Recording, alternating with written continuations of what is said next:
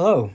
So I wanted to share with you my aquarium maintenance regime so that you can sort of see the processes I have to go through to make sure the water remains in good condition and the fry can develop well. So it's quite a lot of hard work. There's a lot of fish in this tank, and I'd never recommend you keep this many fish in a tank. But like I said in a previous video, this is a temporary measure over the winter months, and come spring they will go outside. The water's a little cloudy at the moment. It's been a couple of days since the last cleaning, but they are on a heavy feeding regime, so it does cloud up quite regularly. But every few days I make sure I test for ammonia and nitrite, which are the two biggest killers in any fish tank, and you can see the results there. So the ammonia and nitrite both at 0 parts per million, and that's the ideal position you want it to be in. I also test for other things like the nitrates and the pH and water hardness, but I don't do that as regularly because they're not as dangerous as having high ammonia or nitrite levels. You can see I have 3 internal filters, each one designed to handle 200 litres, so over-filtering is definitely the way forward. As I siphon the water down, I make sure that I doing the best I can to suck up as much of the debris from the gravel. All the material that rots in the gravel is going to add to the waste. I pay particular attention to sort of underneath the ornaments and the rocks where the debris really picks up. The fish themselves are quite used to this. You can see they're not phased at all and happily swim around.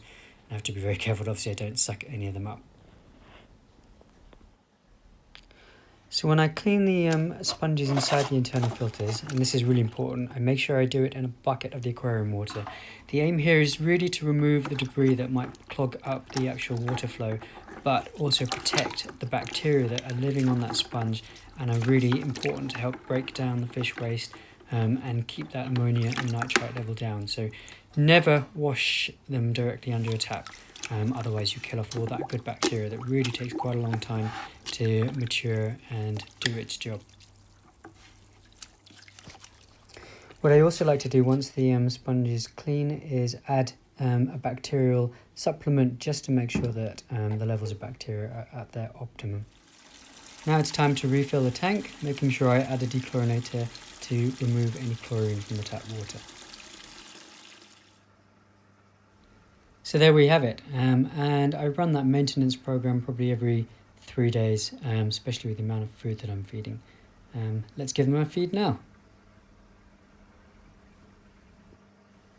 So I know I keep saying this, but this isn't really the ideal setup for koi fry. There's obviously a lot of fish in there and it's quite a small space, so it requires a lot of maintenance to keep it clean.